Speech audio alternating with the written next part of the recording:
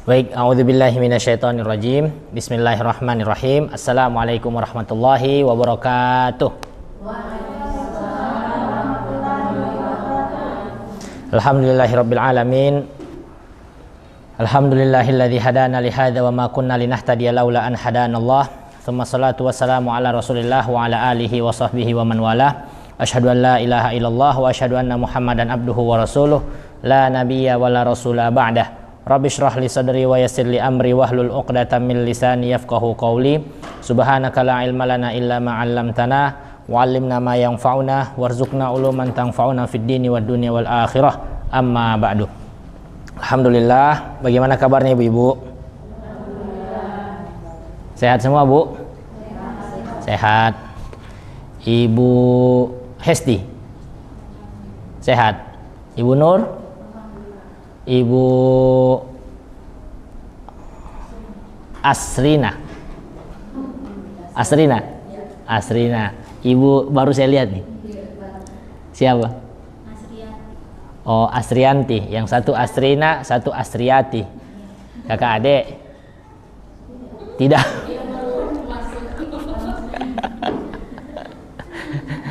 Anaknya Ibu Asrina. Sehat. Ibu Hilda, siapa? Waalaikumsalam warahmatullahi wabarakatuh. Enggak, nama apa, Bu? Wilyanti. Ibu, saya lupa. Ibu siapa? Mulyana. Sehat, Bu? Ibu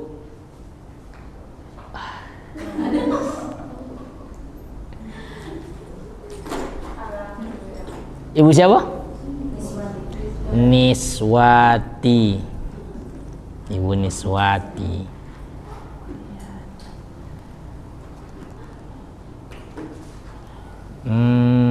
Ibu Wilyanti, Ibu Niswati, Ibu Asriati, Ibu Mulyana, Ibu Desi. Ibu Desi Malaya. Ini Ibu Desi Petobo. Oh, ini yang dibilang Ibu Desi Petobo. Ibu Desi. Ibu belakangnya Ibu Nur? Sari nih. Saya kira ada di Singapura, Ibu. Oh, so pulang.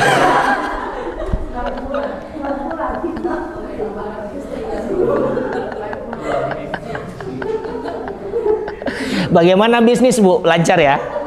Lancar bisnis di Jakarta, lancar ya? Lancar, alhamdulillah. Salam sama suaminya, Bu.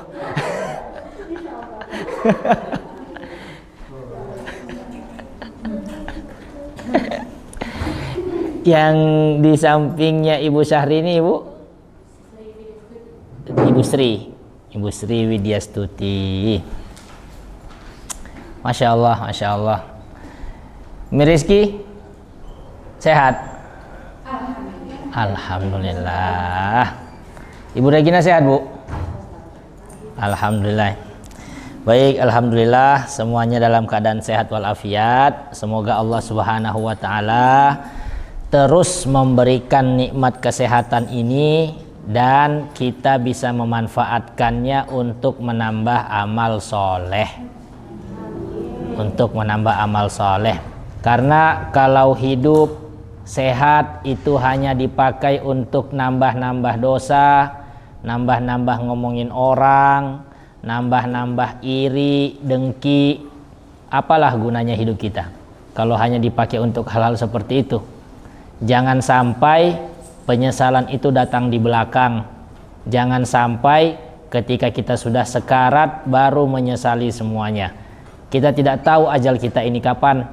Kita tidak tahu kapan Allah Subhanahu wa taala mematikan kita. Makanya setiap Allah memberikan kesempatan hidup di hari ini, jadikan hari tersebut ibarat seperti hari terakhir dalam hidup. Apakah saya masih diberikan kesempatan besok untuk hidup? Tidak ada yang tahu.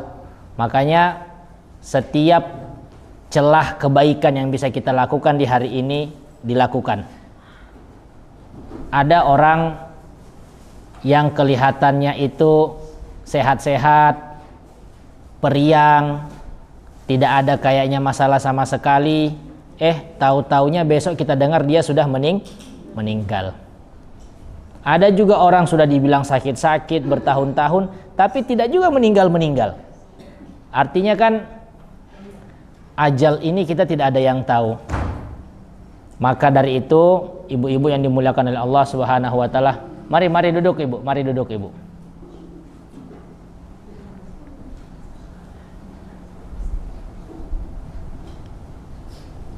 Maka dari itu, ibu-ibu yang dimuliakan oleh Allah Subhanahu wa taala, selagi masih diberikan kesempatan, tolong mari sama-sama kita jaga, kita pakai kesempatan tersebut untuk nambah amal kebaikan, bukan untuk menambah dosa. Karena Allah Subhanahu wa taala sudah menjanjikan kepada kita adanya surga dan adanya neraka. Dan surga diberikan kepada orang-orang yang Allah ridhoi dengan amal solehnya, dan neraka diberikan kepada orang-orang yang Allah murkai dengan amalnya juga. Semoga semuanya bisa husnul khotimah. Ibu-ibu yang dimuliakan oleh Allah Subhanahu wa taala, ibu-ibu dan bapak yang dimuliakan oleh Allah Subhanahu wa taala, kemarin kita sudah sampai di hadis dari kitab Adabul Mufrad, yaitu hadis nomor 17 dari buku ini, tentang babun la'anallahu man la'ana walidayhi. Bab tentang laknat Allah kepada orang-orang yang melaknat kedua orang tuanya.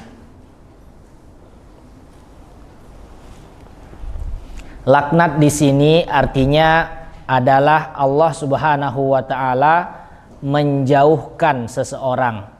Laknat itu kalau dalam bahasa artinya adalah al-ib'ad, atau menjauhkan, atau memutuskan, atau mengharamkan sesuatu. Laknat itu yang dimaksud di hadis ini adalah Allah Subhanahu wa taala marah. Allah Subhanahu wa taala murka. Allah Subhanahu wa taala tidak senang kepada orang-orang yang melakukan perbuatan-perbuatan tertentu. Kemudian karena marahnya Allah itu, Allah haramkan bagi dia surga di akhirat. Wal-iyazubillah. Kita ini hidup sudah susah di dunia, terus tidak mau juga beramal soleh, kerjaannya itu dosa terus. Masa mau lagi hidup susah di akhirat? Itu pertanyaannya. Kalau kita sudah hidup susah di dunia, masa masih mau lagi hidup susah di akhirat? Cukup-cukuplah sudah kita hidup susah di dunia ini. Apa-apa susah, terus masih mau juga mendapatkan susah di akhirat. A'udzubillah. Dan siksa di akhirat itu abadi. Siksa di akhirat itu sifatnya tidak pernah berhenti selama-lamanya. Tidak ada kematian di akhirat. Tidak ada kematian di akhirat. Yang ada hanyalah tinggal kita mempertanggungjawabkan amalan masing-masing. Dalam sebuah hadis itu Rasulullah Shallallahu Alaihi Wasallam pernah menyampaikan begini: ketika seluruh penduduk neraka sudah dikumpulkan, jadi ini maksudnya di luar orang-orang yang ahli surga tapi harus dicuci dulu di neraka. Jadi memang ada beberapa dari orang-orang yang sudah ditakdirkan oleh Allah Subhanahu wa taala bahwa tempat terakhirnya itu harus di surga, tapi dia harus menjalani pencucian dulu di neraka. Nah, setelah orang-orang ini keluar semuanya, tersisa tinggal penduduk neraka saja yang tidak lagi bisa mendapatkan kesempatan masuk ke surga. Itu kata Nabi Shallallahu Alaihi Wasallam. Kemudian mereka dikumpulkan kepada suatu tempat dan mereka dibawakan oleh malaikat seekor kambing atau domba. Diperlihatkan kepada mereka bahwasanya domba ini adalah seperti ibarat kematian. Di hadapan mereka sekian banyak itu orang di dalam neraka, malaikat menyembelih domba tersebut. Disembelih, dipotong, digerek lehernya, langsung dikatakan saat ini, mulai detik ini tidak ada lagi kematian bagi kalian, maka kalian kekal di dalam neraka ini selama-lamanya. Wal iyazubillah. Panasnya api neraka itu 70 kali panasnya api di dunia. Ibu pernah masak-masak pasti toh di dalam dapur masing-masing toh, pasti pernah masak-masak. Entah itu masak air terus gosong atau masak. Iya, soalnya ada orang juga masak air gosong gitu. Belum masak nasi, ini baru masak air gosong. Kenapa Ibu Made? Ya. Oke, artinya kan kita semua pasti pernah masak-masak, apalagi ibu-ibu pasti pernah masak-masak. Bagaimana tangan ibu kalau kena panci yang panas, Bu? Sakit tidak, Bu? Sakit, Bu. Melepuh. Ibu Ulfa bagaimana? Melepuh, sakit. Dan sakitnya kadang-kadang kalau misalnya besar kenanya itu parah, pasti berhari-hari toh. Berhari-hari kita oloskan odol lah, oleskan obat lah, apalah, segala macam lah, supaya sakitnya itu cepat sembuh. Itu baru kita kena panci yang panas saja, akibat panasnya api dunia, itu kita sudah kesakitan. Apalagi kalau misalnya kena panasnya api neraka. Subhanallah, a'udzubillah. Jauhkan kami dari azab neraka ya Allah. Kami masih banyak dosa. Apalagi kalau itu panasnya api neraka, dan Rasulullah sudah menyampaikan bahwa api neraka itu 70 kali lebih panas daripada api di dunia. Ibu pernah lihat penjual kompor yang biasa mereka itu bilang, "Ibu, ini kalau apinya biru itu apinya bagus." Pernah marketing kompor? Ya kan? Ini api biru ini bagus, Bu, pemanasannya begini dan segala macam. Jadi tingkatan api itu setelah si mas-mas marketing kompor itu menjelaskan, saya jadi paham. Oh, api itu berarti yang panasnya biasa aja warnanya merah. Berarti kalau yang lebih panas lagi warnanya biru. Bukan begitu, Bu? Bu, kalau salah tegur saya, Bu, ya. Karena saya tidak terlalu paham dunia perdapur-dapuran. Atau memang seperti itu, Kak, Bu? Warna biru api itu tanda bahwa itu apinya bagus. Pemanasannya bagus.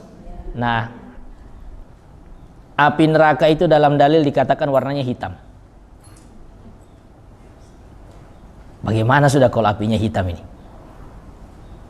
Hitam pekat, bahkan belum kena apinya saja, baru cium baunya orang sudah sesak napas.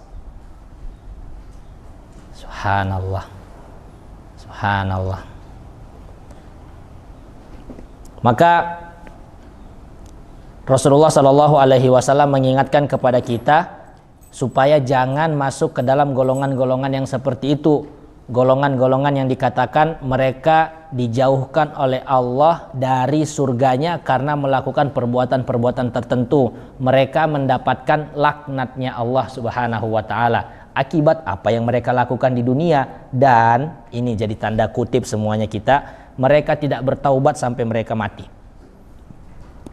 Apa saja perbuatan itu? Dikatakan yang pertama adalah la'anallahu man dzabaha li ghairillah. Allah Subhanahu wa taala melaknat. Allah Subhanahu wa taala menjauhkan. Allah Subhanahu wa taala memutuskan kesempatan seseorang mendapatkan surganya bagi mereka yang dzabaha li ghairillah, menyembelih hewan, entah itu ayam, entah itu kambing, domba, sapi, onta, atau hewan-hewan apapun, ditujukan bukan untuk kepada Allah Subhanahu wa taala, tapi ditujukan mungkin untuk yang namanya sesembahan oleh hantu laut, untuk hantu laut, pongko laut, atau mungkin pongko di gunung, atau mungkin ada anaknya sakit kemudian disuruh bacera, kemudian mau pindah rumah cera ayam, segala macam bentuk cera-cera lah gitu. Segala macam bentuk cera-cera, entah itu mau cera karena rumah baru kah, atau karena apakah, ini kan sebuah sesembahan yang ditujukan bukan untuk kepada Allah. Walaupun waktu dipotong bilangnya Bismillahi Allahu Akbar. Walaupun ketika kambingnya, dombanya, ayamnya dipotong itu baca bismillah. Terus juga yang makan baca bismillah. Biar yang makan baca bismillah, biar yang bawa potong baca bismillah. Tapi kalau niatnya bukan untuk Allah tetapi untuk makhluk ciptaan Allah, jin kah, manusia kah, atau hal-hal yang dia takuti selain Allah, maka orang-orang golongan ini dikatakan oleh Rasulullah Shallallahu Alaihi Wasallam akan dilaknat oleh Allah. Artinya Allah Subhanahu wa taala menjauhkan dia dari surga dan ampunannya ketika di akhirat kalau dia tidak bertaubat dengan perbuatannya sampai dia meninggal.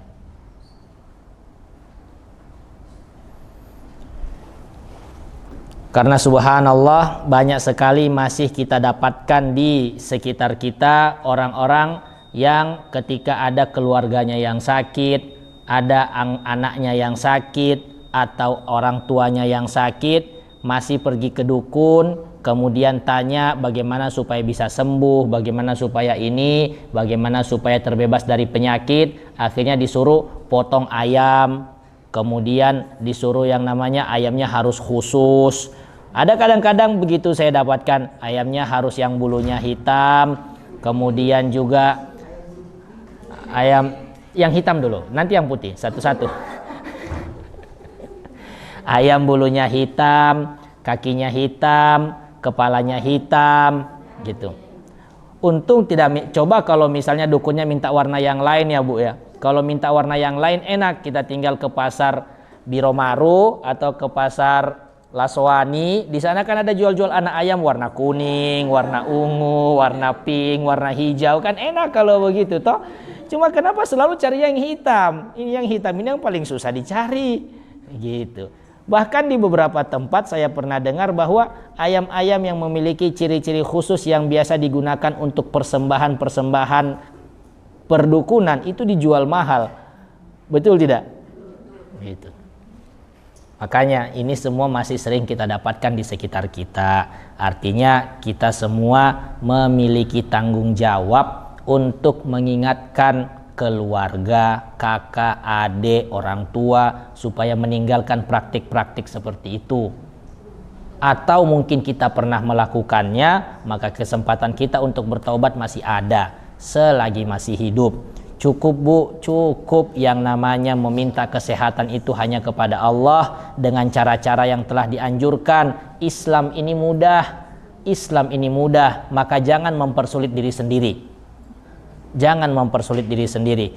Pernah saya ceritakan dulu, dukun sekarang itu 2023 makin modern.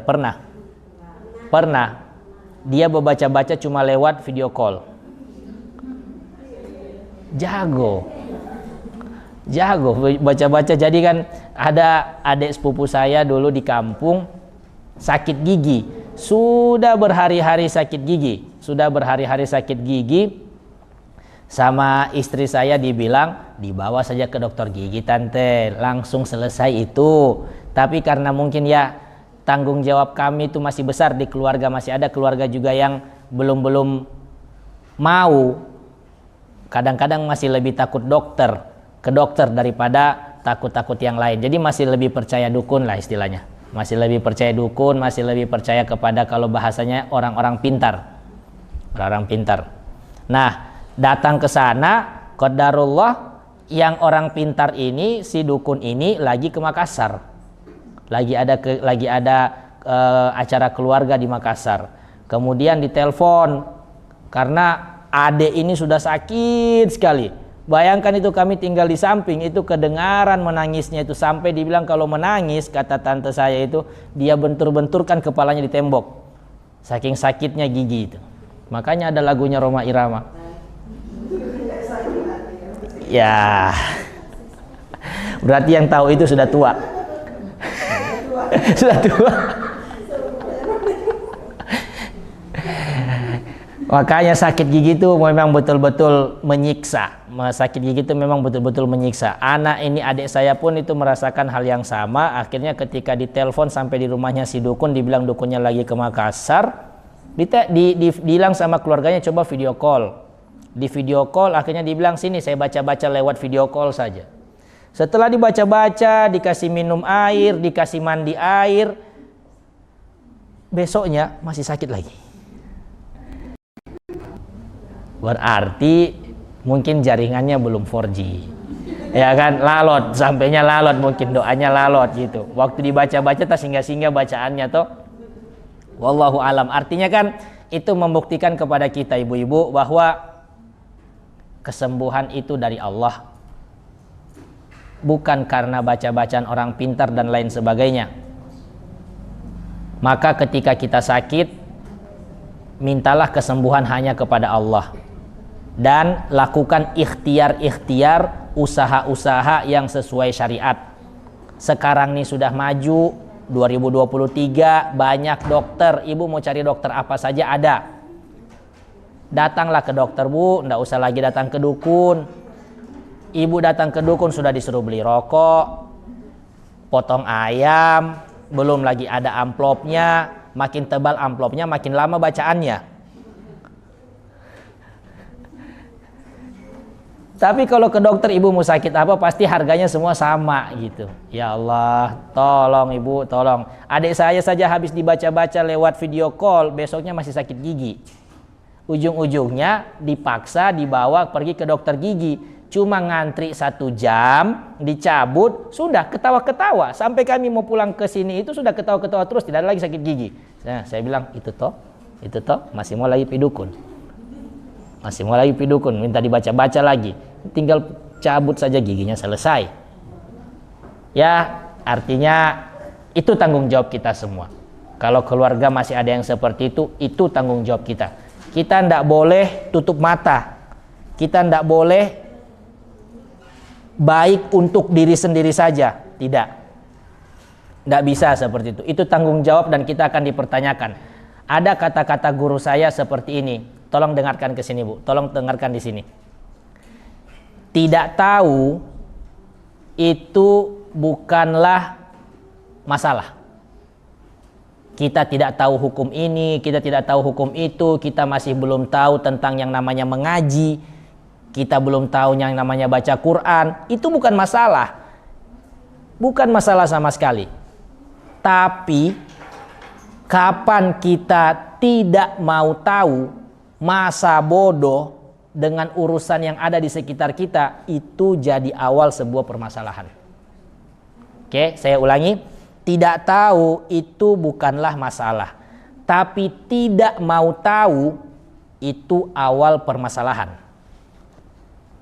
Maka kalau ada keluarga-keluarga kita yang masih terjebak dalam lingkaran setan, dalam lingkaran perdukunan, tolong diingatkan. Jangan kita tutup mata tidak mau tahu dengan urusannya, jangan. Minimal sekali pernah kita nasihati, kita sampaikan. Toh nanti kita mati akan ditanya sama Allah. Ada keluargamu dulu, kau lihat berbuat syirik, berbuat dukun, begini-begini. Kenapa kau tidak larang? Apa kita mau jawab kalau kita tidak pernah larang dia? Kalau kita tutup mata, tutup telinga, tutup mulut, masa bodoh. Yang penting saya sholat, yang penting saya ngaji, orang lain mau tabu lengkar, tabu balik, urusannya dorang. Tidak bisa begitu Bu. Tidak bisa begitu. Kalau begitu cara ajarannya Islam, Rasulullah itu cuma sendiri. Tidak ada sahabat, tidak ada kita. Rasulullah dapat wahyu, ya sudah untuk dirinya sendiri aja gitu. Tidak perlu capek-capek pergi mengajar, tidak perlu capek-capek orang sampai berperang untuk bawa nama Islam, tidak perlu capek-capek sampai yang namanya mengorbankan harta, tenaga, darah. Tidak perlu. Seandainya ajaran Islam itu hanya untuk diri sendiri toh.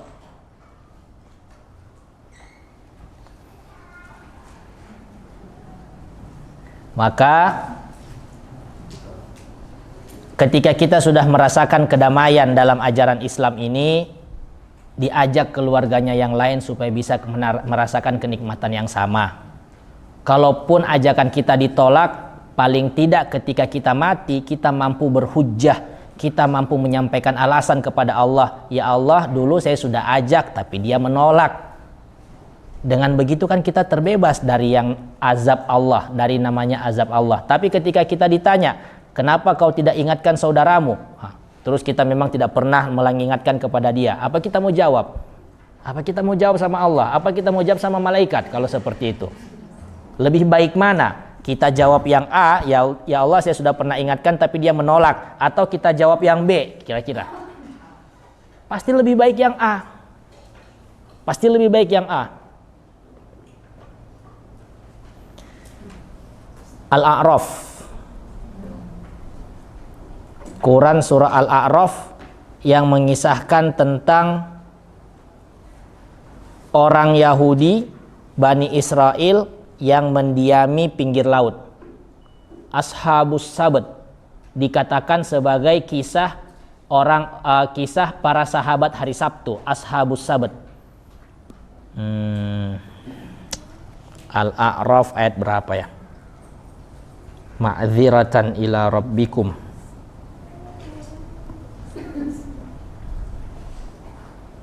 Ma'dziratan ila rabbikum. 163 sampai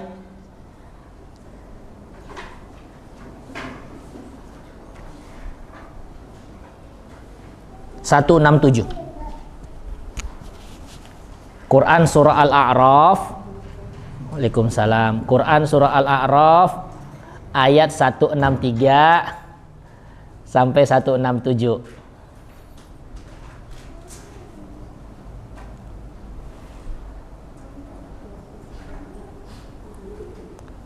Sudah ditandai, Bu? Sudah ditandai? 163 sampai 167? Atau ada yang punya Quran di HP? Ada, coba bacakan terjemahannya. Was'alhum anil qaryatil ladzi. Dan tanyakanlah kepada Bani Israel tentang negeri yang terletak di dekat laut, ketika mereka melanggar aturan pada hari Sabat, yaitu ketika datang kepada mereka ikan-ikan yang berada di sekitar. Mereka terapung-apung di permukaan air, padahal pada hari-hari yang bukan Sabat, ikan-ikan itu tidak datang kepada mereka. Demikianlah kami menguji mereka disebabkan mereka berlaku fasik. 164-nya. Dan ingatlah ketika suatu umat di antara mereka berkata, mengapa kamu menasihati kaum yang akan dibinasakan atau diazab Allah dengan azab yang sangat keras? Mereka menjawab, agar kami mempunyai alasan lepas tanggung jawab kepada Tuhan dan agar mereka bertakwa. Baik. 163 di situ Allah Subhanahu wa taala, Quran surah 7 ayat 163, di situ Allah Subhanahu wa taala mengisahkan kepada kita tentang sebuah desa yang ada di pinggir laut. Berarti ini kisah nyata. True story, bukan kisah fiksi ataupun kisah karangan cerita rakyat, tidak. Ini kisah nyata, pernah terjadi sebelum kita. Tentang desa yang ada di pinggir laut. Kemudian pada saat itu mereka diperintahkan oleh Allah untuk beribadah di hari Sabtu, hari Sabat. Jadi syariatnya mereka itu, dorang punya sholat wajib itu di hari Sabtu. Kalau macam torang sekarang ini ada sholat Jumat, ya kan? Tapi kalau mereka dulu syariatnya hari Sabtu. Nah, mereka ini dilarang melakukan aktivitas apapun, khususnya menelayan. Karena kan desanya pinggir laut, otomatis mata pencaharian sebagian besar kan nelayan. Nah, ketika masuk hari Sabtu, diperintahkan oleh Allah semuanya fokus ibadah. Jangan ada pergi keluar mencari, satu hari saja. Besok mau mencari sampai kemana, mau menelayan sampai di mana, silahkan. Gitu. Tapi, dari masyarakat desa ini, ada yang badengar, ada yang tidak badengar. Ada yang ikut perintah untuk menjalankan ibadah di hari Sabtu, ada yang tetap tidak mau ikut perintah. Hanya mereka tidak terang-terangan untuk tidak mau mengikut perintah itu. Mereka pakai cara gitu. Mereka pakai cara supaya tidak ketahuan bahwasanya mereka melanggar di hari Sabtu. Ya kan? Mereka pakai cara supaya tidak ketahuan melanggar di hari Sabtu. Di situ ketika kita melihat ayat 164, ya kan? Ayat 164, coba dibacakan kembali, Ki. Dan ingatlah ketika suatu umat di antara mereka berkata, mengapa kamu menasihati kaum yang akan dibinasakan atau diazab Allah? Oke. Mengapa kamu menasehati kaum yang akan dibinasakan? Berarti ada umat, jadi ini masyarakat nih, ada sebagian dari mereka itu ibadah di hari Sabtu. Ada yang kedua tidak ibadah di hari Sabtu. Oke? Kemudian ada yang ketiga, dia juga ikut ibadah di hari Sabtu dan dia ingin mengingatkan teman-temannya yang tidak ikut ibadah supaya stop, jangan lakukan lagi perbuatan ini, nanti kita kena azab. Pahamkah? Pahamkah? Jadi ada 3 golongan masyarakat di desa ini, Bu. Golongan 1 dan 2 mereka sama-sama ibadah, sama-sama pergi sholat, sama-sama pergi ngaji gitu. Tapi yang golongan 1 dia tidak care dengan apa yang dilakukan oleh golongan ketiga, yaitu golongan yang tidak mau pergi ibadah di hari Sabtu. Makanya ketika golongan kedua ini yang posisinya care, dia itu peduli dengan keadaan sekitarnya, ingin menasihati golongan ketiga, dikasih tahu sama golongan 1, ngapain kalian kasih tahu orang-orang yang kepala batu? Toh juga mereka kalau diazab, mereka yang kena azab, begitu loh bahasanya. Tapi apa jawaban golongan kedua, Ki, ketika dikasih tahu begitu? Mereka menjawab, agar kami mempunyai alasan lepas tanggung jawab kepada Tuhan dan agar mereka bertakwa. Agar kami memiliki alasan ketika nanti mati ditanya sama Allah, hei Hasan, kamu dulu lihat ada orang berbuat maksiat di depan kamu, keluarga kamu berbuat maksiat, kenapa kamu tidak tegur? Kenapa kamu diam saja? Mau diterima ajakan kita, mau ditolak, itu bukan urusan kita. Hidayah milik Allah. Tetapi perintah kita adalah ketika melihat sebuah dosa dilakukan di depan mata, kita harus menegur. Itu yang diperintahkan. Tidak boleh diam-diam saja. Yang penting kan dia yang kena dosanya, saya tidak. Saya kan sholat, saya kan mengaji. Bukan seperti itu. Renungkan baik-baik kejadian ini, Bu. Renungkan baik-baik apa yang Allah sampaikan di Quran surah Al-A'raf ayat 163 sampai 167. Menariknya, coba baca 165, Ki. Siapa saja yang kena azab? Maka setelah mereka melupakan apa yang diperingatkan kepada mereka, kami selamatkan orang-orang yang melarang orang berbuat jahat dan kami timpakan kepada Kami selamatkan orang-orang yang melarang orang lain berbuat jahat. Jadi ada 3 kelompok. Kelompok pertama ibadah Sabtu, kelompok 2 ibadah Sabtu, kelompok 3 tidak ibadah Sabtu. Kelompok pertama masa bodoh, walaupun mereka ibadah, mereka cuma mau baik untuk dirinya sendiri. Kelompok kedua mau baik untuk dirinya dan juga untuk orang lain.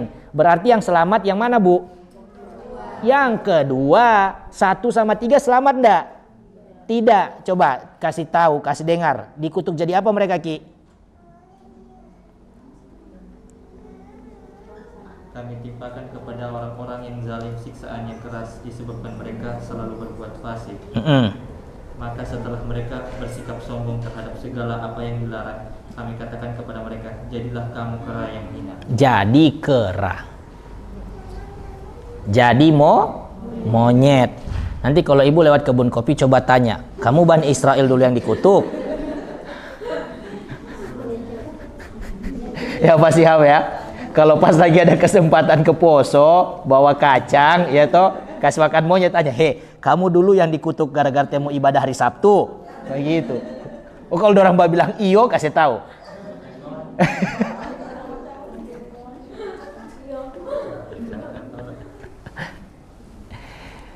Allah kutuk jadi monyet. Yang dikutuk siapa? Kelompok 1 dan 3. Kelompok 1 yang mau baik untuk dirinya sendiri dan masa bodoh dengan kejahatan yang terjadi di sekitarnya. Tidak mau care, tidak mau peduli. Yang penting saya ngaji, yang penting saya sholat, orang lain mau tabu balik, tabu lengkar, kurang dorang. Bukan begitu. Toh dikatakan oleh Allah, dia dikutuk jadi monyet. Terus sama siapa lagi? Sama yang berbuat dosa, yang kelompok 3. Yang selamat yang mana? Cuma yang kelompok 2. Dia berbuat baik untuk dirinya dan dia juga ingin orang lain baik. Dia peduli dengan sekitarnya. Disinilah yang menjadi ajaran dalam Islam, bahwa ketika kita pengen baik, jangan cuma baik untuk diri sendiri, tapi juga harus baik kepada orang lain, mengajak orang lain ke dalam kebaikan. Walaupun nanti toh kita sudah tahu pasti mau ditolak, tapi paling tidak kita punya alasan. Apa tadi dibilang? Biar menjadi alasan kami kepada Tuhan kami, bahwa ketika kita masih hidup, kita pernah mengingatkan mereka. Karena kalau tidak diingatkan, mau dikutuk jadi monyet. Wal-iyazubillah. Wal-iyazubillah. Baik. Begitu juga, ini kita sudah jauh sekali ya penjelasannya tentang yang namanya tadi menyembelih untuk kepada selain Allah, sampai kisah Bani Israel yang tinggal di pinggir laut. Jauh sekali.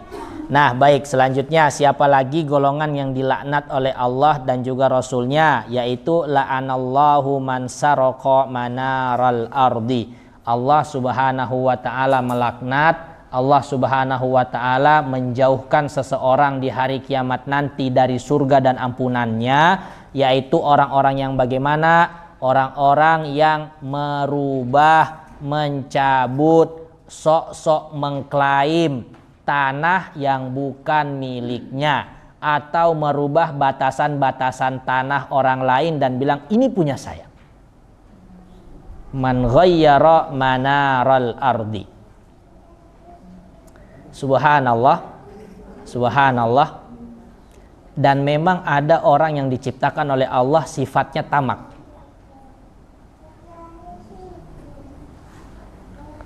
Bapak saya punya tanah di Moengko, Poso. Itu tanah kami tinggali dulu ketika sebelum kerusuhan. Jadi saya punya kenangan di tanah situ ketika masih umur 4 tahun, 5 tahun. Orang itu sudah lagi panas-panasnya. Kemudian tetangga kami di samping itu kan orang Kristen. Kemudian tetangga kami di samping itu juga orang Kristen. Kami ini di tengah-tengah ini orang Islam sendiri. Nah, yang rumah di samping itu sudah dibakar, rumah di samping juga sudah dibakar. Di tengah-tengah ini kami dikira juga orang Kristen mau dibakar. Posisi ada saya di dalam, ada ibu saya di dalam, ada adik saya satu di dalam. Gitu. So mau dibakar, kong habis itu ini mama sudah menangis-menangis, saya juga sudah ikut menangis. Padahal saya tidak tahu kenapa saya menangis. Namanya anak-anak toh, namanya anak-anak, saya tidak tahu kenapa saya menangis. Pokoknya menangis saja. Tapi yang saya ingat saat itu, yang saya masih ingat bahwa ketika sudah mau dibakar, dilihat ada orang di dalam. Kemudian sebagian kan tidak percaya kalau kami itu orang Islam karena tetangga-tetangga toh, tetangga-tetangga Kristen. Tapi ada satu orang dibilang, oh tidak, saya tahu ini rumahnya bapak yang biasa pergi sholat subuh di masjid, dibilang. Itu. Singkat cerita, setelah kerusuhan rumah itu kami tinggalkan, tapi tanah sudah sertifikat hak milik bapak, gitu. Maka bertahun-tahun namanya tanah kalau ditinggalkan pasti menjadi hutan. Betul? Menjadi hutan. Dan ajaibnya, setelah bertahun-tahun selesai kerusuhan, ada orang mengklaim bahwa tanah itu miliknya. Dan mengatakan bahwa ini sertifikatnya ada sama saya. Dia jual ke orang, dia pengen jual ke orang lain dan mengaku bahwa tanah itu miliknya. Gitu. Orang ini memang cara-caranya Allah sudah seperti itu. Pengen cari tahu dulu seluk-beluk ini tanah milik siapa sih sebelumnya. Dibilang namanya bapak. Orang ini tahu siapa bapak. Datanglah ke bapak. Dia bilang, Pak, saya mau beli tanahnya kita yang katanya sudah dijadikan hak milik punya orang ini, dan ini. Bapak dengar kaget. Hah? Kapan sertifikat hak miliknya itu pindah tangan? Langsung diambilkan SHM-nya, dibilang, ini loh Pak, coba lihat. Tanah itu dengan ukuran sekian, itu masih atas nama saya. Kok bisa-bisanya orang itu menjual? Dan ternyata orang itu memang terkenal di kelurahan situ, suka ambil-ambilin tanah. Dan mengaku-ngaku tanahnya dia. Ternyata memang dulu sekali dia tuan tanah di situ. Tapi sudah dijual. Tapi sekarang masih melakukan praktik seperti itu. Sayangnya baku kerja sama dengan keluarganya yang ada di kelurahan. Gitu. Pokoknya kalau dapat bagi hasil, dapat bagi hasil. Banyak yang merasakan kerugian akibat tingkah laku mereka. Makanya saya bilang subhanallah, ada orang-orang yang diciptakan Allah untuk memiliki sifat tamak yang tiada habisnya. Begitu.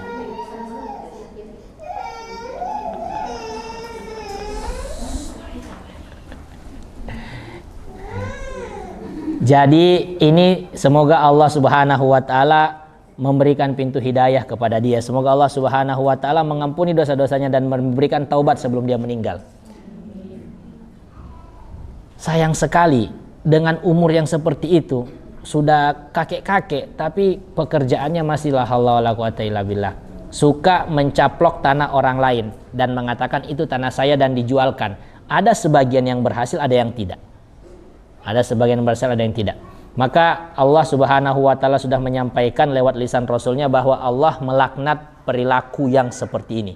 Orang-orang yang berbuat seperti ini dan tidak sempat taubat sampai dia mati akan mendapatkan laknat Allah, akan dijauhkan dari ampunan serta dijauhkan dari surganya Allah ketika di hari kiamat. Maka berhati-hati Bapak Ibu, jangan sampai kita mudah-mudah mengklaim tanah yang bukan milik kita atau merubah patok tanah yang bukan, yang bersampingan, misal bersampingan terus kita pindahkan, oh ini tanahku supaya lebih besar. Hati-hati, hati-hati. Kita ini hidup cuma sementara, maka jangan berusaha untuk mudah-mudah berbuat dosa. Wal iazubillah.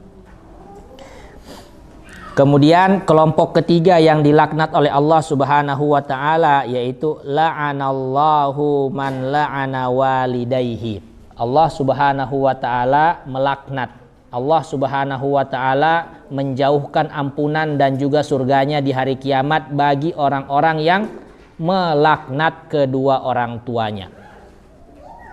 Bagaimana maksud dari melaknat kedua orang tua? Yaitu kita wal iazubillah sebagai anak berkata-kata kasar kepada kedua orang tua sampai membuat mereka menangis, bersedih dan tidak senang, tidak ridho dengan apa yang kita lakukan.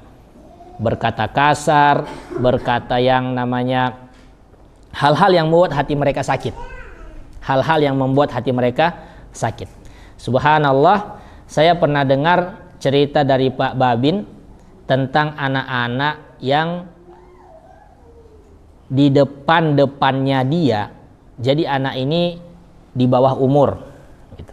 Untuk mau ditangkap akibat perbuatan kriminal itu belum bisa, makanya hanya ada tindakan teguran. Kemudian anak ini kriminalnya adalah karena mencuri. Setelah dikasih selesai dengan cara kekeluargaan, kemudian anak ini dikasih duduk dengan orang tuanya dan juga dengan ada Pak Babin di situ. Kemudian anak ini mungkin karena terpengaruh dengan obat-obatan, narkoba, sabu-sabu, itu jengkel sekali dengan orang tuanya sampai mengucapkan kata-kata kotor. Sampai mengucapkan kata-kata kotor kepada kedua orang tuanya gara-gara orang tua ini, gara-gara bapak ini. Dengan ucapan kotor ditambahkan dengan ucapan-ucapan kebun binatang, tidak kasih uang sama saya. Subhanallah. Pengaruh obat sekarang ini memang, pengaruh narkoba. Gitu. Pengaruh narkoba sampai ada anak-anak mau berbicara begitu depan orang tuanya. Pak Babin bilang, kalau bukan gara-gara saya sungguh lipa ini anak di sini.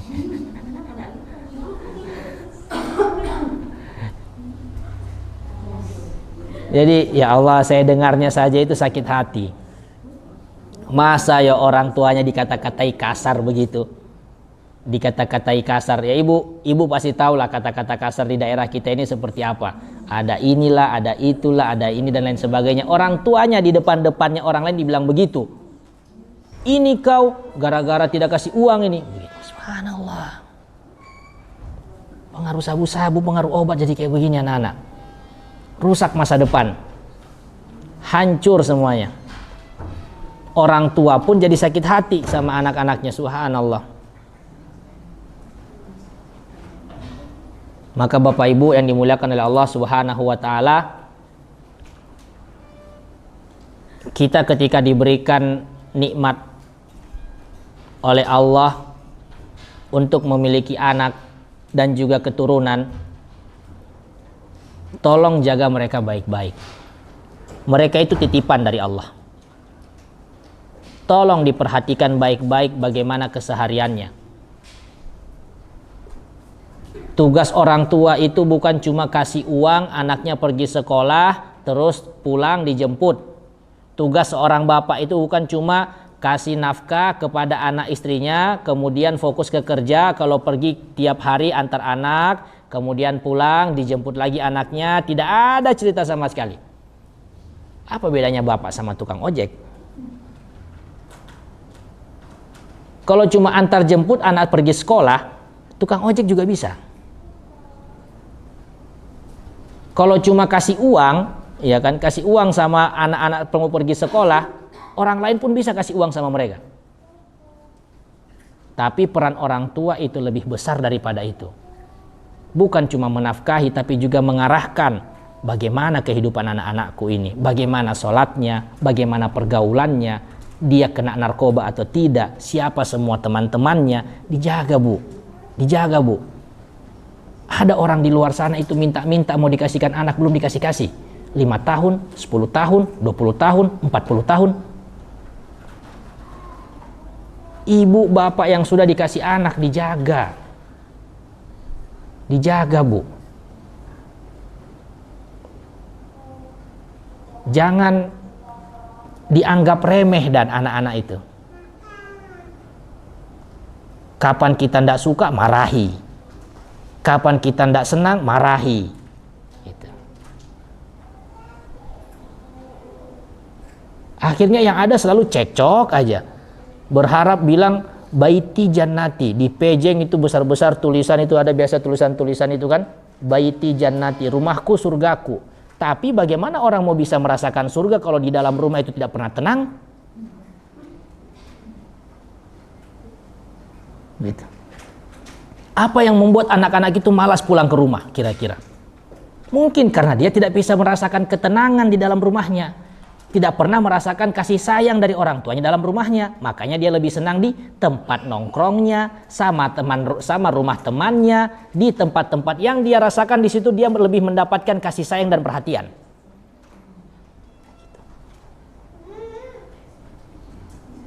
Yang lebih dia dengar kata-kata temannya, kata-kata seniornya daripada kata-kata bapak ibunya.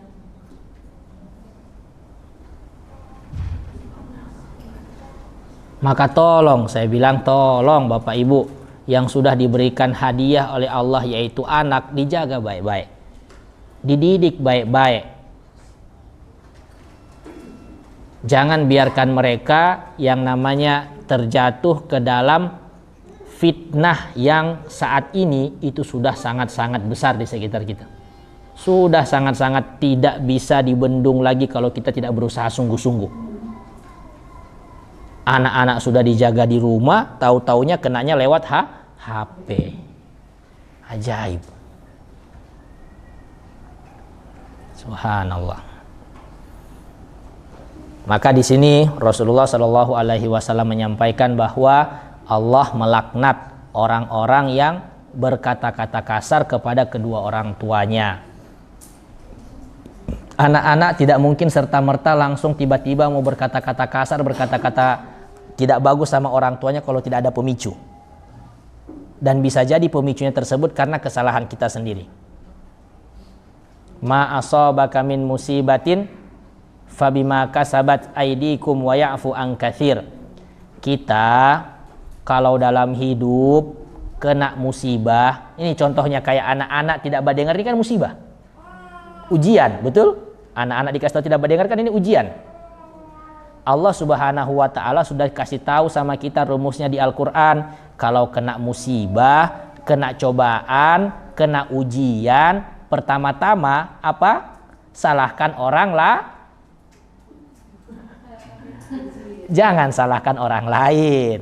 Salahkan diri sendiri dulu. Salahkan diri sendiri. Introspeksi diri. Apa yang salah dari saya ya? Apa yang salah dari saya? Kenapa begini ujian hidup saya? Kenapa anak-anak tidak badengar dikasih tahu? Apakah sudah saya kasih mereka makan dari hasil harta yang halal? Apakah sudah saya jaga bagaimana sholatnya mereka? Jadi musibah apapun yang ada dalam kehidupan kita, itu kata Allah Subhanahu wa ta'ala akibat perbuatan kita sendiri. Maka setiap kali dapat ujian, setiap kali dapat cobaan, langsung tanya sama diri sendiri, ya Allah, apa yang saya buat? Apa dosa saya hari ini? Kenapa ujian saya tidak selesai-selesai? Itu rumus, Bu, paten. Allah sudah sampaikan 1400 tahun yang lalu. Cuma mungkin kita baru dengar ayatnya turun hari ini. Ya Ibu Ulfa,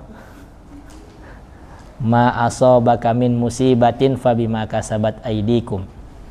Apapun musibah yang menimpa hidupmu itu karena ulah perbuatanmu sendiri, kata Allah Subhanahu wa ta'ala. Maka anak-anak juga itu menjadi tukang babantah, menjadi tidak badengar, itu pasti karena ada pemicunya. Tidak serta-merta mereka langsung tiba-tiba babantah saja, tidak mungkin. Tidak masuk akal sama sekali kalau begitu. Pasti ada pemicunya, entah kita sadar atau tidak. Maka itu dulu yang kita cari. Kalau memang pemicunya itu berkaitan dengan diri kita sendiri, perbaiki dulu diri kita. Innallaha la yughayyiru ma biqaumin hatta yughayyiru ma bi anfusihim. Ini rumus yang kedua. Allah tidak akan pernah merubah nasib suatu kaum sampai mereka merubah diri mereka sendiri dulu.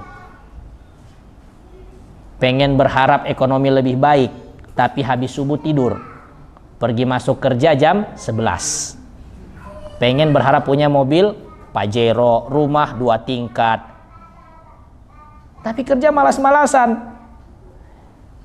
Kasihkan dia bantal, mungkin dia mimpinya masih terlalu nyenyak gitu. Tidurnya kurang miring. Pengen banyak harta ya kerja keras. Itu rumusnya. Bukan malas-malasan. Pengen kehidupan lebih baik, rubah diri sendiri dulu. Sholat saya sudah di awal waktu belum? Ngaji saya sudah tiap hari belum? Sedekah saya sudah sering-sering belum? Allah kan sudah bilang, Allah tidak akan merubah nasib suatu kaum sampai mereka mulai merubah dirinya sendiri.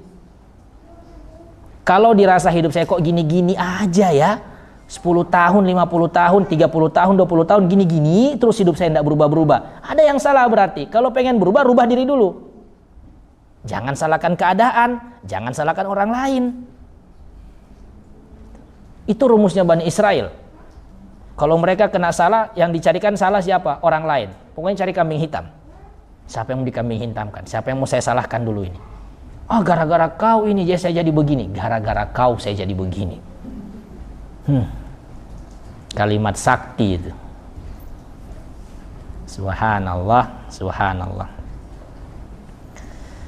Mudah-mudahan kita ini jadi orang yang selalu lancar-lancar hidupnya, mudah semuanya, mudah rezekinya, berkah rezekinya, mudah keturunannya, soleh-solehah keturunannya, pasangan baik-baik, soleh-soleh, soleha semua pasangannya, gitu. Ada niat baik dimudahkan, ada musibah dijauhkan. Mudah-mudahan hidup kita selalu dimudahkan Allah Subhanahu wa ta'ala.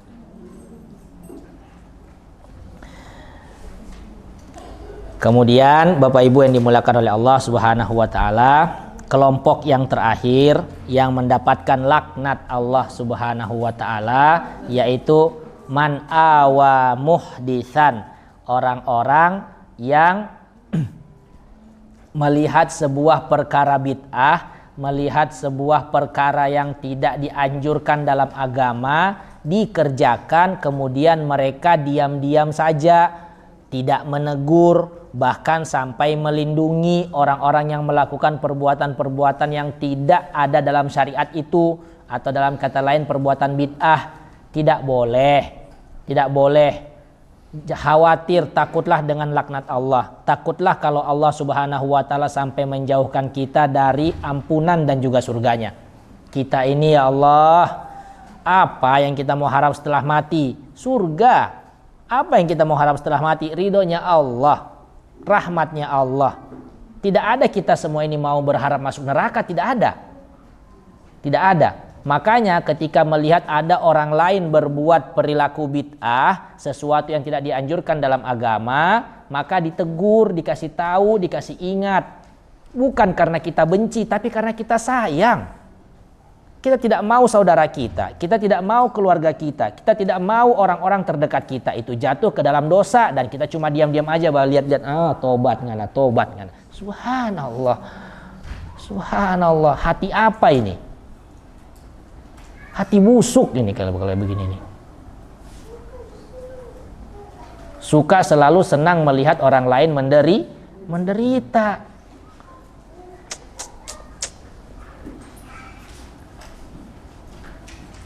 Jadi golongan keempat yaitu golongan orang-orang yang mendapatkan laknat Allah wal-iyazubillah ketika mereka melihat orang lain berbuat bid'ah, berbuat sesuatu yang haram, yang tidak ada anjurannya dalam agama, kemudian dia diam-diam saja, tidak menegur, bahkan sampai melindungi. Itu bahaya. Itu bahaya. Baik Bapak Ibu yang dimuliakan oleh Allah Subhanahu wa taala. Kita masuk ke hadis selanjutnya. Bab birrul walidil musyrik. Bab bagaimana berbakti kepada orang tua yang berbeda agama, berbeda keyakinan dengan kita. Oh panas Bu. Saya di sini dingin-dingin saja. Saya ndak peka Bu. Lihat kalau ibu-ibu coba begini dari tadi dan coba kipas-kipas. Itulah subhanallah.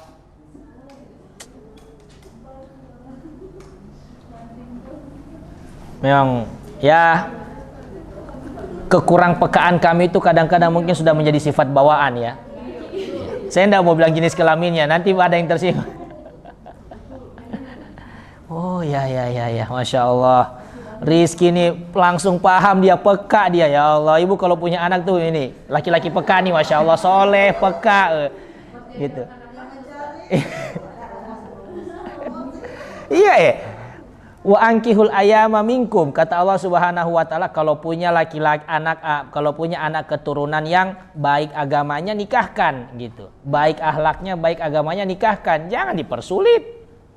Ya kan? Apa? Pokoknya yang sadar saja dah. Ya Masya Allah, sudah soleh, baik, peka loh. Bayangkan kami di sini laki-laki berempat yang peka, ibu-ibu panas itu cuma dia, padahal dia hadap ke saya nih. Saya yang hadap ke ibu, ndak peka-peka gitu. Subhanallah. Maka ini barang langka. Ini 1 banding 10 kayak begini. Waduh, limited edition.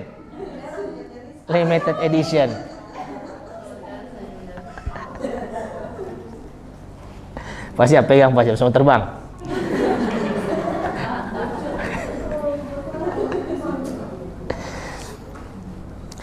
Bab selanjutnya, birrul walidil musyrik. Bab bagaimana berbakti kepada kedua orang tua yang masih musyrik atau berbeda agama dengan kita.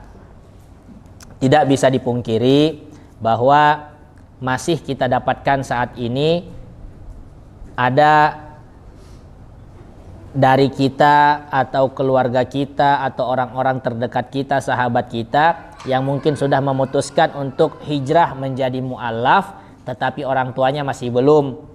Ya toh, dan orang tuanya pun masih hidup sampai sekarang saat ini. Maka kepada siapapun, bapak-bapak, ibu-ibu yang memiliki kasus seperti itu, kami katakan bahwa dalam Islam itu tidak ada ajaran untuk tidak berbakti kepada kedua orang tua walaupun mereka berbeda keyakinan dengan kita. Bahkan Islam mengajarkan kepada kita untuk berbakti sebaik-baiknya kepada kedua orang tua karena mereka itu pintu surga. Apalagi bapak ibu yang sudah menikah, bersyukur, berarti pintu surganya nambah. Dari yang sebelumnya cuma 2, sekarang punya mertua jadi 4. Betul. Maka jangan dipersulit orang untuk mau mendapatkan pintu surga. Jangan halang-halangi pasangannya untuk tidak berbakti kepada kedua orang tuanya. Masih ada kami dapatkan kadang-kadang malah pasangan itu yang tidak senang ketika melihat pasangannya itu dekat dengan kedua orang tuanya, suka sama orang tuanya, mungkin kadang-kadang lebih care dengan orang tuanya daripada dirinya. Ya salah, Bu. Salah kalau kita memiliki perasaan begitu. Dan pasangan kita itu sebelum menikah dengan kita, dia sudah kenal orang tuanya lebih dulu. Entah itu laki atau perempuan. Maka terus setelah menikah kita mau larang-larang dia berbakti sama orang tuanya, kita siapa? Kita tidak punya hak di situ. Ingat, Bu, orang tua dan mertua itu adalah pintu surga kita. Kalau misalnya ada bapak ibu yang orang tuanya masih non muslim dan mertuanya muslim, ya Allah, itu pintu surga jangan disia-siakan. Jangan disia-siakan.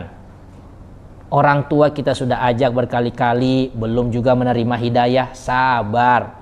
Jangan lupa ini loh ada pintu surga yang lain lewat mertua. Yang sudah dapat mertua muslim, orang tua juga muslim, la haula wala quwata illa billah, pintu surga itu banyak. 4 tuh. Bapak ibu mertua. 4. Terus diabaikan, rogi ma'anfun. Kalau kata Rasulullah SAW, rugi orang yang dapat orang tuanya itu sampai dalam keadaan tua, sampai dalam keadaan lemah, dia tidak rawat baik-baik, kemudian dia tidak dapat surga. Rugi.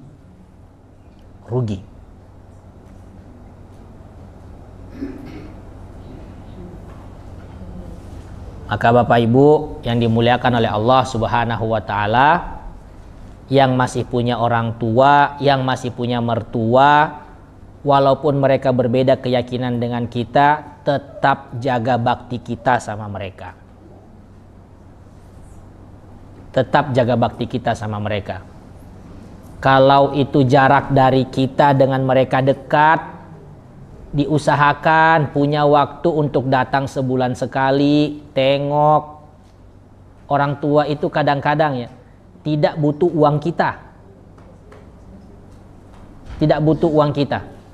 Tapi butuh kehadiran kita, duduk sama dia, mau dengar ceritanya, mau dengar apa keluh kesahnya, itu saja.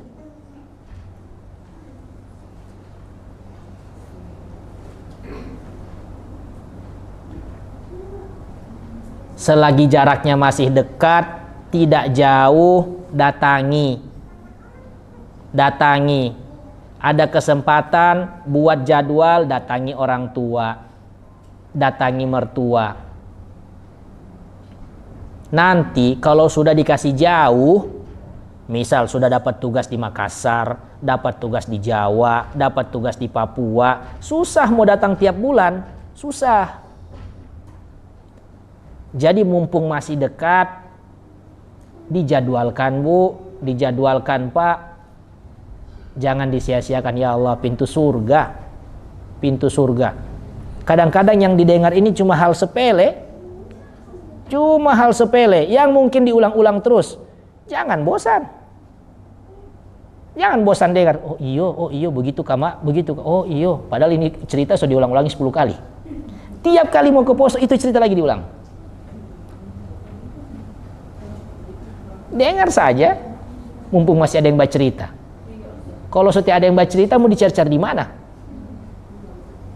Mau dicari di mana? Biar mau bayar orang 10 juta, 10 miliar tidak bisa dihidupkan. Jadi mumpung masih ada, dengar saja, kasihan. Makanya saya selalu bilang, saya pernah bilang waktu Ibu Asrina sama Ibu Wilianti tidak ada di sini, tidak hadir waktu itu. Kami tidak gibah ya Bu ya. Saya itu bilang kepada jamaah yang lain, saya senang itu. Sama salah satu jamaah yang datang ke sini bareng sama orang tuanya, ibu yang selalu duduk depan sini. Langsung nyaut ibu-ibu di samping, Ibu Ira, ibu ini nyaut. Oh Ibu Asrina. Oh Masya Allah. Saya senang sekali. Gitu. Datang pergi kajian sama-sama dengan mamanya, datang pergi kajian sama-sama dengan anaknya, Masya Allah. Semoga tetap bersama sampai surga, Bu. Masya Allah.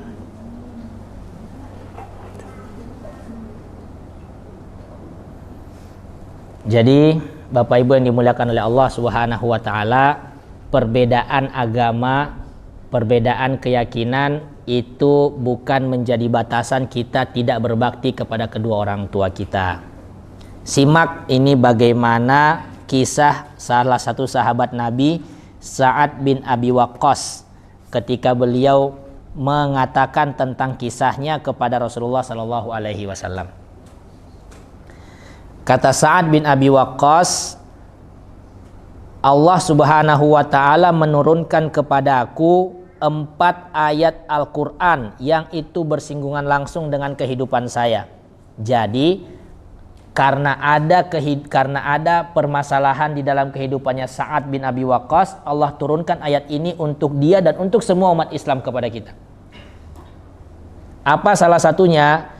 Kanat ummi halafat alla ta'kula wa la tashraba hatta ufariqa Muhammadan sallallahu alaihi wasallam.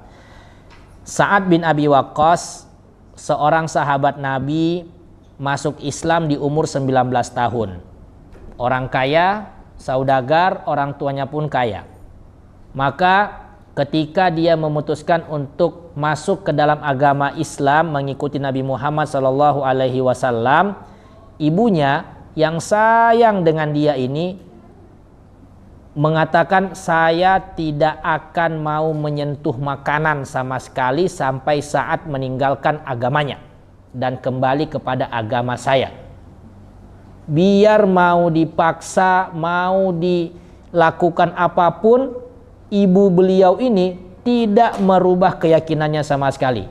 Tidak mau makan, tidak mau menyentuh makanan, dipaksa makan tidak mau, dipaksa yang namanya untuk membatalkan janjinya juga tidak mau, dia tidak mau, pokoknya bersikeras. Selama saat masih di Islam, saya tidak akan mau makan, mau saya sakit, mau saya apa, terserah. Ini kemudian dilaporkan oleh Sa'ad kepada Rasulullah Shallallahu alaihi wasallam. Akhirnya Rasulullah lewat beliau Allah turunkan ayat ini. Wa in jahadaka ala an tusyrika bima laisa laka bihi ilmun fala tuti'huma wa sahibhuma fid dunya ma'rufan. Ayat di Quran surat Luqman ayat 4 ayat 15. Quran surat Luqman ayat 15. Allah turunkan ayat ini khusus waktu itu kepada Sa'ad bin Abi Waqqas dan umum buat kita semuanya. Apa arti ayatnya? Wa in jahadaka ala an tusyrika bi ma laisa laka bihi ilmun, dan jika seandainya kedua orang tuamu memaksa kamu untuk berbuat syirik kepadaku, memaksa kamu untuk berbuat dosa. Di sini syirik kita bisa artikan kepada yang lain.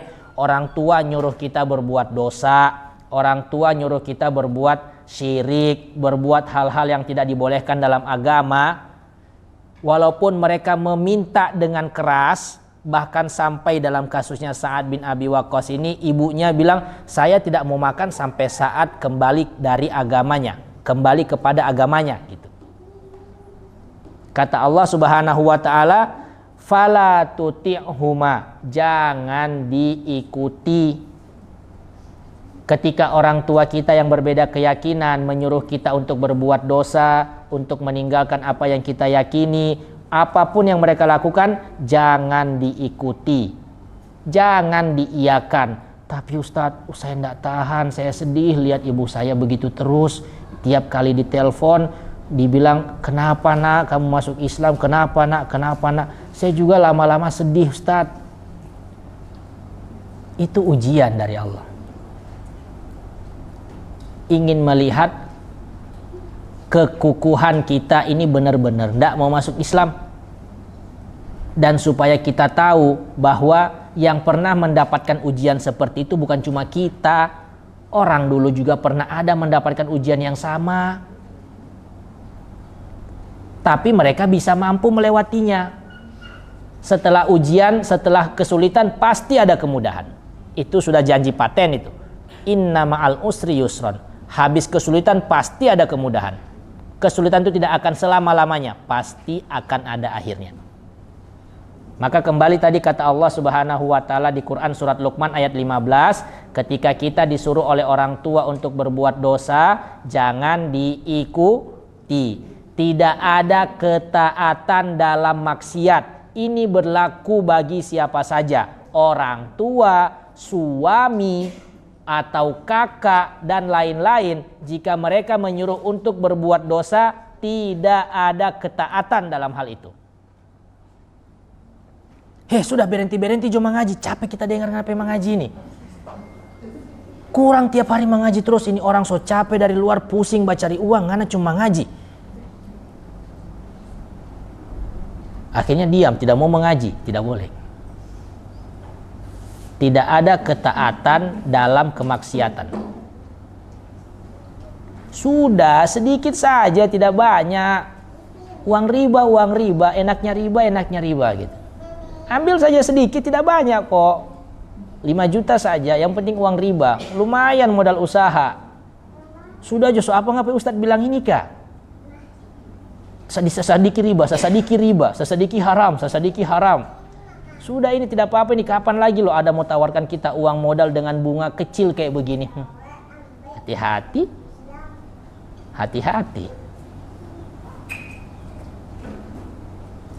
Kadang-kadang ujian paling berat itu datang dari pasangan. Datang dari orang terdekat. Orang tua, pasangan, itu ujian paling berat. Maka di situ Allah ingin melihat kita ini benar-benar ndak mau hijrah, benar-benar ndak mau ninggalin dosa. Di situ Allah pengen lihat kita. Ketika kita tetap bertahan teguh dengan apa yang sudah kita lakukan sebelumnya dari kebaikan-kebaikan dan meninggalkan dosa, lihat bagaimana janji Allah merubah hidup kita. Silakan lihat bagaimana ke depannya. Allah merubah hidup kita jadi lebih baik. Tanyakan kepada orang-orang yang sudah merasakan bagaimana Allah berikan kemudahan, rezekinya lancar semuanya, berkah selalu, tidak ada masalah-masalah bentrok antara suami istri. Gara-gara apa? Ninggalin riba. Yang sebelumnya sakit-sakitan, ini penyakit berpuluh-puluh tahun nih. Anaknya ini tidak sembuh-sembuh. Dikasih obat ini tidak sembuh, dapat gaji besar cuma habis di rumah sakit. Anak dikit-dikit masuk rumah sakit, Saat suami istri sudah bersepakat tinggalkan riba, subhanallah, sembuh anaknya Bu, tidak pernah lagi sakit. Teman saya cerita itu. Subhanallah, faktor ruang riba ya. Sampai anak-anak yang dulu sering sakit langsung sembuh, tidak ada lagi jatuh sakit.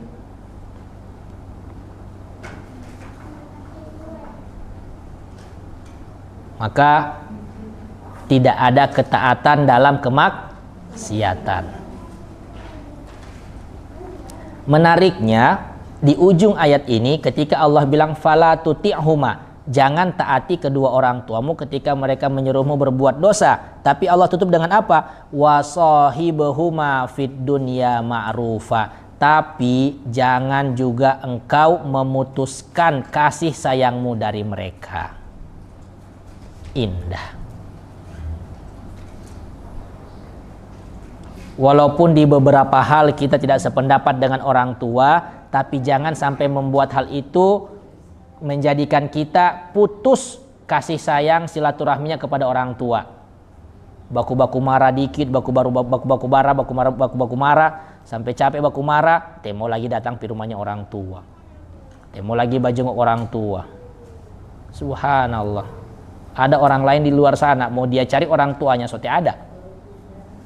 Mau dianggap jadi anak angkat juga so basar. So punya kakak sendiri.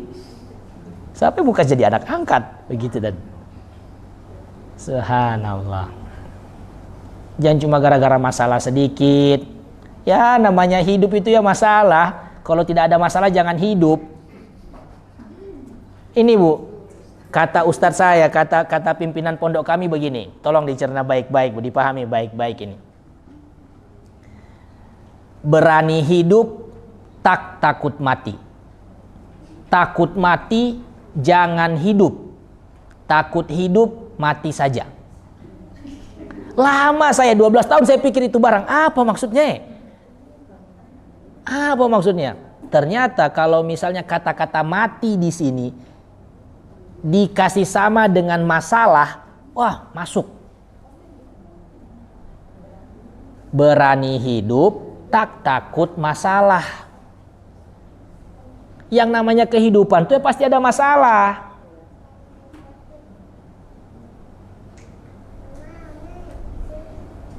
Tak berani hidup, tak takut mati. Takut mati, jangan hidup. Kalau takut masalah, jangan hidup. Itu, karena kehidupan itu pasti ada masalah. Kalau takut masalah, jangan hidup. Jadi, kalau saya juga hidup pasti ada masalah, mati saja. Begitu. Itu loh. Kalau saya bilang, kalau kata-kata mati ini diganti dengan masalah, oh pas ini artinya. Berani hidup, tak takut mati. Takut mati, jangan hidup. Takut hidup, mati saja. Artinya bahwa kehidupan itu pasti akan penuh dengan masalah. Jadi jangan takut untuk dihadapi. Jangan pernah berpikir, ya Allah, kapan masalah saya ini kok selalu datang terus. Mati saja Bu kalau tidak mau ada masalah. Yang penting jangan minum racun Bu ya. Nanti dibunuh diri tuh kekal di neraka, waliyazubillah. Atau jangan bergantung diri. Pilih bergantung diri di mana? Pohon tomat. Astaghfirullahaladzim.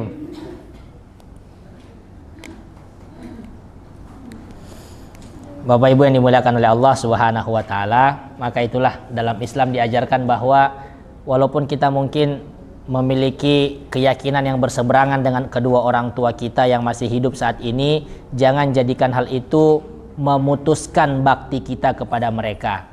Tetap jaga bakti kita, tetap jaga kasih sayang kita. Kalau tinggalnya dekat, tidak jauh-jauh, cuma poso 200 kilo, datangi 1 bulan 1 kali. Begitu. Disempatkan. Orang mau cari kesenangan refreshing untuk diri sendiri, disempat-sempatkan. Mau jenguk orang tua yang nilainya pahala, tidak ada waktu. Penuh semua, tidak ada tanggal merah. Tanggal hitam semua. Begitu. Susah kalau begini pola pikirnya. Maka saya juga sudah bilang sama istri, ya Allah, kita ini mumpung masih dekat di sini ya. Saya tidak tahu apakah saya di masa-masa yang akan datang masih di sini atau tidak, atau masih hidup atau tidak. Mumpung orang tua masih dekat, saya harus bilang usahakan datang gitu. Usahakan datang. Terus mertua yang ada di Malang, oh dikirimkan apa? Dikirimkan yang sesuatu mereka sukai gitu. Nanti kalau ada kesempatan kumpul lagi uang ke Malang lagi gitu. Ya begitu sudah. Tinggal dinikmati saja. Bapak Ibu yang dimuliakan oleh Allah Subhanahu wa taala, cukup sekian apa yang bisa kami sampaikan di kesempatan kali ini. Semoga apa yang sedikit ini ada manfaatnya. Semoga apa yang bermanfaat itu bisa kita amalkan, dan semoga apa yang kita amalkan diterima oleh Allah Subhanahu wa taala. Ada pertanyaan? Silakan kalau mau ada pertanyaan.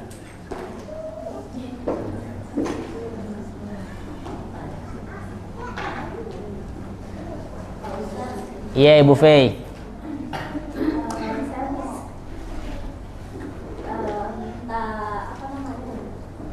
Pendapat baru-baru ini di kampung halaman Iya.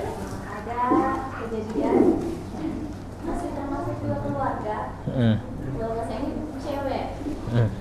Dia itu sudah ada pacaran dengan Muslim. Oh ya, baik. Yang perempuan ini Kristen. Terus sudah terlanjur. Paham. Kecelakaan. Sudah melanjutkan juga. Melanjutkan. Terus? Cuman dia tak ikat juga dengan pernikahan. Yang perempuan ini mau untuk masuk masuk Islam. Cuman orang tuanya bersikeras untuk tahan sampai keputusan diambil anaknya. dimasukkan di kartu keluarga neneknya, jadi anaknya mereka asalkan jangan muslim. Walaupun sebenarnya keluarga perempuan ini yang melahirkan ini dia mau sebenarnya masuk. Syahadat, mau syahadat. Iya, cuma orang tuanya yang keras. Tanggapi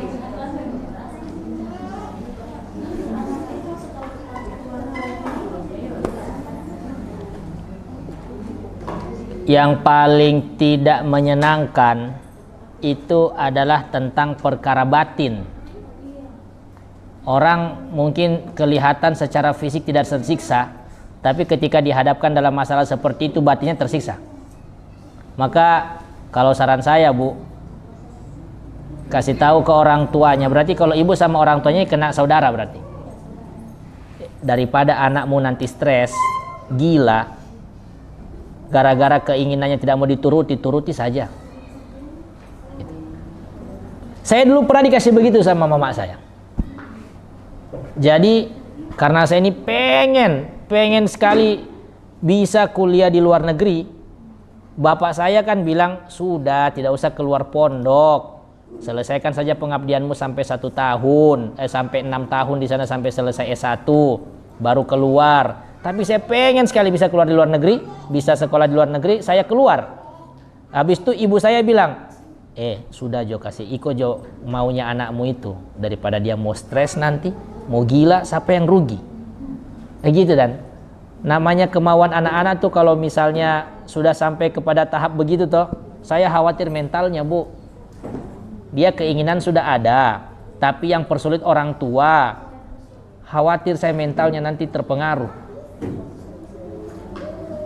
Sudah menikah berarti sama pacarnya? Belum juga. Ajaib.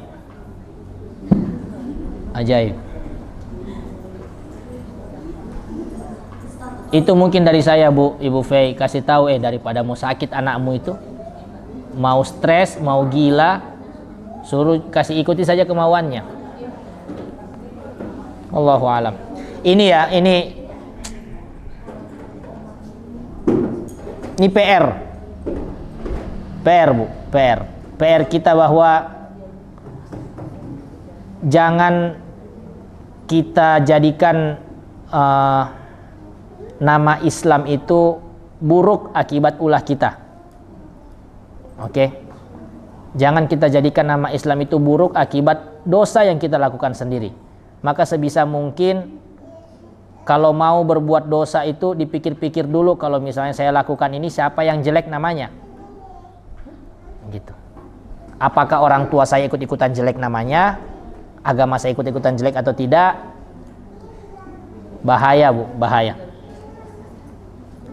Khawatirnya kalau begini terus, setiap kasus orang mau menikah beda agama karena salah duluan, nikah beda agama mau syahadat salah duluan, kecelakaan duluan. Orang-orang sebelah berpikirnya di Islam itu diajarkan begitu ya. Itu loh. Jadi tolong, Bu, anak-anaknya dijaga baik-baik, anak-anak. Ingat, Allah Subhanahu wa taala Maha Pengampun. Siapa? Ibu Ola. Oh, Ibu Ola. Bagaimana kabar, Ibu? Ya, bagaimana? Sudah pindah rumah, Bu? Sudah. Tiada baca-baca toh? Ada. Oh, kasih ya. Hati Allah rumah dibaca-baca. Ada apa, Ibu Ola? Silakan. Pendeta? Ya. Ustazah berarti?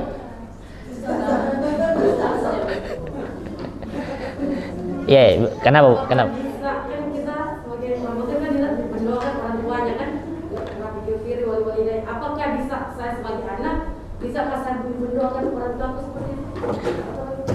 Untuk didoakan supaya orang tua dapat hidayah, boleh. Selama belum meninggal ya, Bu ya? Boleh. Rabbighfirli, ya Allah ampunilah kedua orang tuaku. Konteksnya yang saya dapat memintakan ampunan kepada orang tua yang non muslim dan posisi mereka sudah meninggal. Itu tidak boleh. Kalau masih hidup mintakan ampunan, ya Allah ampunilah kedua orang tuaku, berikan dia jalan hidayah. Tambahkan, berikan dia jalan hidayah. Semoga dia mau menerima Islam. Yang tidak boleh itu yang saya dapat konteksnya wallahu a'lam ketika sudah meninggal. Karena orang kafir, orang musyrik, non muslim tidak akan bisa mendapatkan ampunan Allah. Yang mati dalam keadaan non muslim tidak akan bisa mendapatkan ampunan Allah. Wallahu taala alam. Ada lagi pertanyaan yang lain? Ibu Arwina? Ada pertanyaan? Tidak ada? Oke, baik. Kita tutup dengan bacaan alhamdulillah, alhamdulillahirabbil alamin. Subhanakallahumma wa bihamdika asyhadu an la ilaha illa anta astaghfiruka wa atubu ilaik. Makasih banyak Ibu atas waktunya. Semoga Bapak Ibu panjang umur, berkah selalu, dimudahkan semua urusannya, diberikan keturunan yang soleh-solehah, diberikan kemudahan dalam setiap urusan, dan diberikan istiqomah sampai mati. Barakallahu fikum. Assalamualaikum warahmatullahi wabarakatuh.